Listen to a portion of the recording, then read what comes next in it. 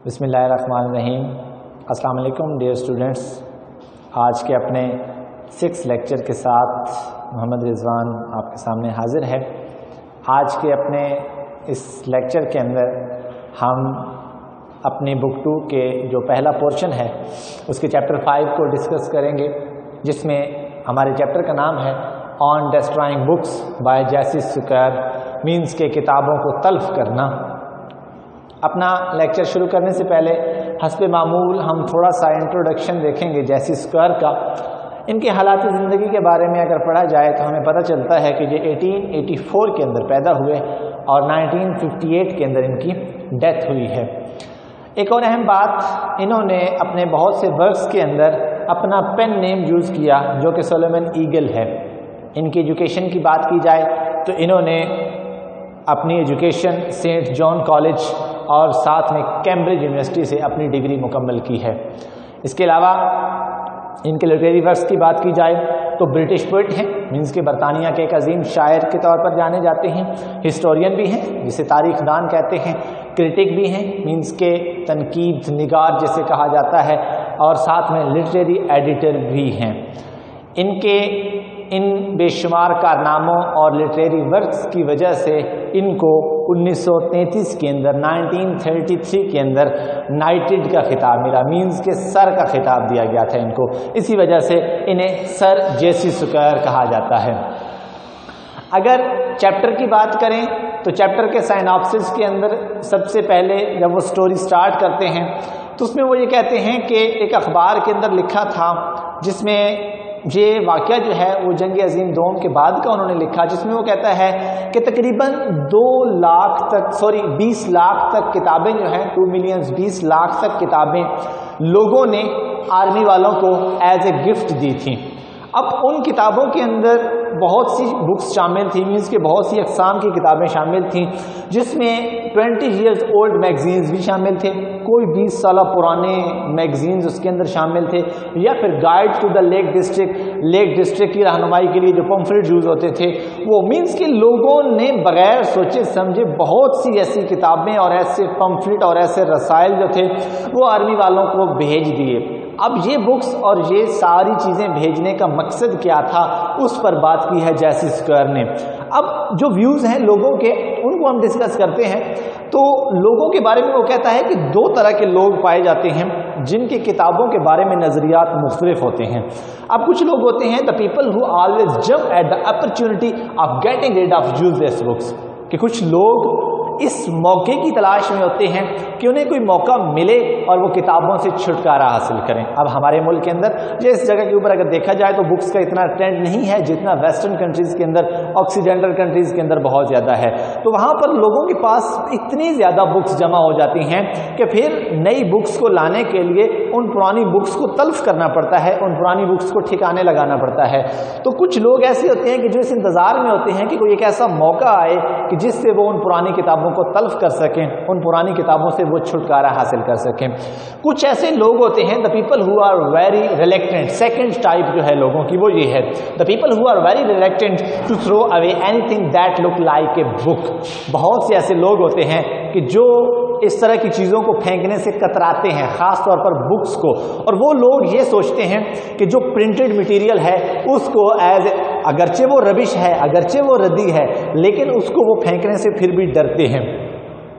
اب رائٹر یہ کہتا ہے کہ کتابوں کو تلف کرنے کے فوائد کون کون سے ہیں۔ اب ان بکس کو تلف کرنا ہے، ان بکس کو ختم کرنا ہے، ان سے چھٹکارا حاصل کرنا ہے، اس کے 2 بینیفٹس لکھے انہوں نے، جس میں وہ یہ کہتے ہیں it makes more room for new books. پہلی بات تو یہ ہے کہ اگر ہم پرانی کتابوں کو تلف کر دیں گے تو اس سے کیا ہوگا، ہمارے لیے نئی بکس کے لیے جگہ بچ جائے گی۔ سیکنڈ نمبر پہ ہے it saves ones heads from the trouble of sorting out storing book, کہ اس سے ایک اور مدد ملے گی کہ کسی بھی آدمی کی جو آنے والی نسل ہے ان کو مشکل نہیں ہوگی کہ وہ ان کتابوں میں سے، پرانی کتابوں میں سے کوئی اچھی کتابوں کو ڈھونڈنا شروع کر دیں، مینس کہ آنے والی نسلوں کے لیے کوئی مشکل نہیں ہوگی۔ تو یہ 2 بینیفٹس ہیں جو رائٹر جیسی سکوئر نے یہاں پر مینشن کیے ہیں۔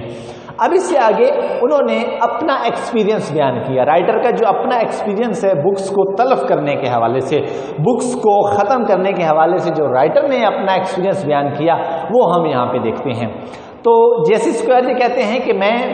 ایک ہیون کسنگ فلیٹ کے اندر, ایک چھوٹے سے فلیٹ کے اندر رہ رہا تھا جو کہ ہیون کسنگ تھا, جو کہ شیکسپیئر نے اپنی ایک پوئم کے اندر بھی یہ ورڈ یوز کیا. مینس کہ وہ بالکل ٹاپ پہ تھا. جس سٹوری کے اندر, جس بلڈنگ کے اندر رائٹر رہ رہا تھا, اس بلڈنگ کے بالکل ٹاپ پر وہ اپارٹمنٹ تھا اور وہ بالکل چھوٹا سا اپارٹمنٹ تھا. اور رائٹر کہتا ہے کہ میرے پاس اتنی زیادہ بکس تھیں کہ اب اس اپارٹمنٹ کے اندر یا بکس رہ سکتی تھیں یا پھر میں رہ سکتا تھا. اس کے بعد وہ یہ کہتا ہے کہ میرے پاس کچن کی رینج بھی نہیں تھی اتنی زیادہ کہ میں ان بکس کو جلا ڈالوں. مینس کہ میرے پاس کچن اتنا بڑا نہیں تھا کہ میں ان سب بکس کو جلا ڈالوں. اور نہ ہی وہ کہتا ہے کہ میں ان بکس کو پیج بائی پیج جلا سکتا تھا. وہ کہتا ہے جب تک ایک بک کو لیف بائی لیف نہ جلاؤ تب تک آپ اسے نہیں جلا سکتے. مینس کہ ایک بک کو آپ آگ کے اوپر رکھ دیں تو وہ باہر سے تو جل جائے گی لیکن اندر کے پیجز جو ہیں وہ اسی طرح سے ہی رہیں گے. تو وہ کہتا ہے میرے پاس اتنی کچن رینج, جیسے اسکوائر کہتا ہے اتنی کچن رینج نہیں تھی کہ میں ان بکس کو لیف بائی لیف وہاں پر جلاتا. تو وہ کہتا ہے میں نے بھی وہی کیا ان بکس کے ساتھ جو کہ اکثر لوگ بلی کے بچے کے ساتھ کرتے ہیں. کیا کیا جیسی اسکوائر نے؟ اس نے کہا کہ میں نے سب سے پہلے ایک ریگ کا بندوبست کیا, ایک بوری کا بندوبست کیا, اور میں نے یہ سوچا کہ ان ساری کتابوں کو میں بوری کے اندر ڈال کر اور انہیں دریا کے حوالے کر دیتا ہوں. اس کے بعد وہ اپنا مڈ نائٹ وینچر بتاتے ہیں. مینس کہ آدھی رات کا جو کچھ ان کے ساتھ ہوا, آدھی رات کا کیا واقعہ تھا وہ انہوں نے بیان کیا. تو رائٹر کہتا ہے کہ میں نے ان تمام بکس کو ایک بوری کے اندر ڈالا اور اس بوری کو میں نے کندھے کے اوپر رکھا اور وہاں سے سیدھا نیچے آ گیا. مینس کہ گلی کے اندر آ گیا. وہ کہتے ہیں جب میں گلی کے اندر پہنچا تو آدھی رات کا وقت تھا, بالکل اندھیرا تھا, ہلکی ہلکی ٹھنڈی ہوا چلی ہوئی تھی اور میں نے دریا کا رخ کیا. اور جو ہی میں دریا کی طرف جا رہا تھا تو کہتا ہے کہ میں نے ایک کانسٹیبل کو دیکھا, ایک پولیس والے کو دیکھا جو کہ لوگوں کے گھروں کی کلچز کو چیک کر رہا تھا, چھوٹی چٹکیوں کو چیک کر رہا تھا کہ لوگوں نے اپنے گھروں کے دروازے جو ہیں وہ باقاعدہ طور پر بند کیے ہیں یا نہیں. تو کہتے ہیں کہ میں وہاں سے تھوڑا سا خوف زدہ ہو کر بھی نکلا کہ شاید یہ مجھ سے پوچھے, شاید یہ پولیس والا بھی مجھ سے پوچھے کہ اس بوری کے اندر میں کیا لے کر جا رہا ہوں. اور وہ کہتے ہیں کہ میرے مائنڈ کے اندر عجیب و غریب خیالات پیدا ہو رہے تھے اور میرے مائنڈ کے اندر انویسٹیگیشن کا خوف پیدا ہو رہا تھا, فیئر آف انویسٹیگیشن پیدا ہو رہا تھا. مینس کہ میرے مائنڈ میں یہ امیج پیدا ہو رہا تھا کہ اگر مجھے کوئی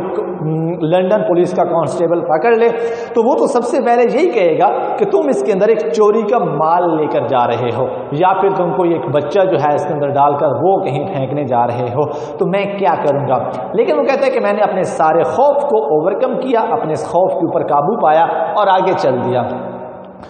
جیسے ذکر کہتا ہے کہ میں جیسے ہی سیدھا گیا تو آگے پل کے ساتھ ہی ایک کافی شاپ تھی جس کے اوپر لائٹ لگی ہوئی تھی. وہاں سے سیدھا ہوتا ہوا وہ کہتا ہے کہ جو پل کے ارد گرد آئرن گارڈر لگے ہوئے تھے, لوہے کے بڑے بڑے شتیر لگے ہوئے تھے, میں ان کے اوپر جا کر جھکا اور میں نے یہ فیصلہ کیا کہ اس بوری کو دریا کے اندر میں پھینک دوں گا. لیکن وہ کہتا ہے کہ جیسے ہی میں اس پل کے منڈیر کے قریب گیا تو مجھے ایسے لگا کہ کوئی ایک آدمی, کوئی ایک پیدل آدمی جو ہے وہ پیچھے سے آ رہا ہے. اور میں فوراً, وہ کہتا ہے رائٹر کہتا ہے کہ میں فوراً سے اس منڈیر سے پیچھے ہٹا اور میں نے ایک بالکل لا تعلقی کے اظہار کے ساتھ وہاں پر چلنا شروع کر دیا. مینس کہ جیسے میرا اس واقعے کے ساتھ کوئی تعلق ہی نہ ہو. تو اس کے اندر ایک فیئر پیدا ہوا, فیئر آف پیڈسٹرینز, مینس کہ پیدل اشخاص کا. تو رائٹر کہتا ہے کہ اس آدمی نے میری طرف کوئی توجہ نہ دی اور وہ وہاں سے گزر کے چلا گیا اور میں نے دوبارہ ہمت کر کے میں دوبارہ پل کے قریب آیا اور دوبارہ سے جب وہ بوری کو ڈالنے کی کوشش کی تو پھر دوبارہ سے ایک اور قدموں کی آواز جو ہے وہ سنائی دی. اور وہ کہتا ہے کہ اس بار تو میں واقعاً چونک گیا اور مجھے ایسا لگا کہ شاید وہ آدمی میری طرف ہی آ رہا ہے, وہ آدمی مجھ سے ہی کچھ پوچھنے کے لیے آ رہا ہے. لیکن رائٹر کہتا ہے کہ وہ آدمی بھی وداؤٹ اینی کوسچن وہاں سے گزر گیا, اس نے بغیر مجھ کوئی سوال کیے وہ وہاں سے گزر گیا. اور رائٹر نے یہ کہا کہ میں نے اپنے آپ کو ایس کہا, میں نے اپنے آپ کو گدھا کہا کہ دیکھو میں دوستوں کے سامنے تو اتنا بہادر بنتا ہوں اور آج یہ ایک چھوٹا سا کام میں نہیں کر پا رہا, مینس کہ ایک بوری کو میں دریا کے اندر نہیں ڈال پا رہا. تو وہ کہتے ہیں کہ میرے مائنڈ کے اندر یہ امیج پیدا ہوا کہ میں دوستوں کو کیا منہ دکھاؤں گا. اور آخر کار میں ٹرننگ پوائنٹ پر پہنچ گیا اور میں نے یہ خیال کیا کہ آج اگر مجھے تختہ دار پر بھی چڑھ جانا پڑا تو میں چڑھ جاؤں گا، لیکن میں ان کتابوں سے جان چھڑوا کر ہی رہوں گا، میں ان کتابوں کو تلف کر کے ہی رہوں گا۔ پھر رائٹر کہتا ہے کہ میں نے اپنی ہمت کو یکجا کیا، اپنے حوصلے کو اکٹھا کیا اور دوبارہ سے دریا کے قریب آیا تاکہ میں اس بوری کو ڈال سکوں، اور اچانک سے میرے مائنڈ کے اندر ایک بہت ہی سپلیشنگ آئیڈیا، ایک سپلیشنگ کانسیپٹ آیا، اور وہ کانسیپٹ کیا تھا جو میں نے خود ہی مائنڈ کے اندر بنایا، اور میں نے خود سے یہ سوال کیا وٹ اباؤٹ دا سپلیش، کہ سپلیش کے متعلق تمہارا کیا خیال ہے؟ مینز کے سپلیش کہتے ہیں پانی کے اندر آپ کوئی چیز گرائیں اور اس سے جو آواز پیدا ہوتی ہے، چھپاکے کی آواز پیدا ہوتی ہے، اس کو سپلیش کہا جاتا ہے۔ تو رائٹر کہتے ہیں کہ میرے اندر فیئر آف سپلیش پیدا ہوا کہ میں بوری تو گرا دوں گا، لیکن اس بوری سے جو شور پیدا ہوگا، جو آواز پیدا ہوگی، سپلیش پیدا ہوگا، اس کا کیا ہوگا؟ اس کو کوئی بھی سن کر، وہ تو آ سکتا ہے، اور کوئی بھی سن کر آ کر اگر دوبارہ سے مجھے یہ کہتا ہے کہ اگر پولیس کا کانسٹیبل، لنڈن پولیس کا کانسٹیبل آ کر مجھ سے سوال کرے گا اور میں اس سے یہ کہوں گا کہ اس کے اندر صرف اور صرف بکس تھیں جن سے میں چھٹکارا حاصل کرنا چاہتا تھا، تو وہ لنڈن پولیس کا کانسٹیبل مجھ سے یہ کہا کہ تم اپنی یہ احمقانہ کہانیاں کسی اور کو سنانا، میں تم سے بے وقوف بننے والا نہیں ہوں، تو دوبارہ سے اس کے مائنڈ کے اندر ایک خوف پیدا ہوا۔ لیکن رائٹر کہتا ہے کہ بہت سے لوگ جو کتابوں کو تلف کرتے ہیں اکثر اوقات وہ انہیں تختہ دار تک بھی لے جاتی ہیں، تو کہتا ہے کہ میرے ساتھ بھی کچھ ایسا ہی ہو رہا تھا کہ میں اپنے آپ کو بہت ہی ایک ڈینجرس کیفیت کے اندر محسوس کر رہا تھا، لیکن وہ کہتا ہے کہ میرے مائنڈ میں ایک آئیڈیا آیا اور میں نے پل کو چھوڑ کر اسی دریا کے کنارے کچھ نشستیں لگی ہوئی تھیں، کچھ سیٹس لگی ہوئی تھیں، میں ان پر گیا اور اس پہلی سیٹ کے اوپر بیٹھ کر میں نے اس بوری کو دریا کے اندر لٹکایا اور اپنے خوف پر قابو پاتے ہوئے میں نے اس بوری کو دریا میں گرا دیا۔ اے واز سپلیش، ایک بہت بڑی آواز پیدا ہوئی، بٹ سائلنس، دوبارہ سے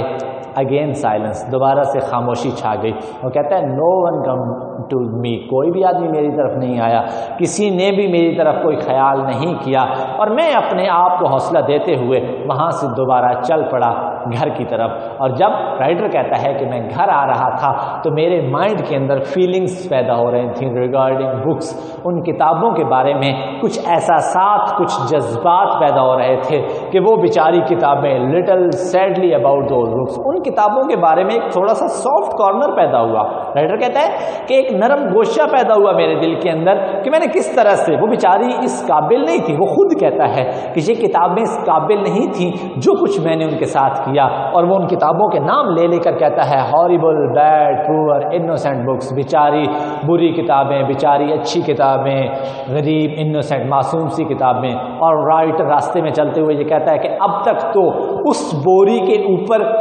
تو اس کے سارا کیچڑ آ گیا ہوگا اور اس کا کوئی ایک چیچڑا باہر باقی ہوگا، اور وہ کہتا ہے کہ تم اس سرد پانی کے نیچے وہ ساری کتابیں ابھی تک پڑی ہوئی ہوں گی۔ تو یہ ایک لائف ایکسپیرینس تھا جیسی اسکوائر کا جو اس نے کتابوں کی تلفی کے بارے میں بتایا ہے۔